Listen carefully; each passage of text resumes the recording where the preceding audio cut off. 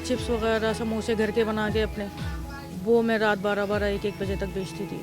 फिर होते होते थोड़ी थोड़ी सेविंग पे बस एक अल्लाह ताला से एक ही दुआ थी कि रोड से हटा दे, रोड पे ना खड़ा कर, कम दे दे लेकिन कहीं बिठा के दे दे।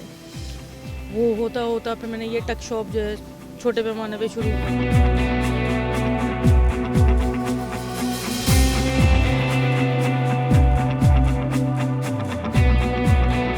करते हैं मगर औरत जो दुकानदारी चलाता है ये भी बहुत अच्छी बात है, मेहनत करते हैं, मांगते नहीं, ये अच्छी बात है। इन्वायरमेंट है वहाँ पे औरतें ज़्यादा काम नहीं करती है, बट जब कोई काम करने के लिए निकलता है तो उनका ये होता है कि इंडिपेंडेंट होना बहुत ज़रूरी होता है। अपने आप को बचा के माशरे में बुरी चीज़ों से अपने लिए, अपने बच्चे के लिए, अपने जो भी घर वाले जो रिश्तेदार हों उनके लिए स्ट्रगल करना, बहैसियत औरत, ये बहुत बहुत बड़ी बात है।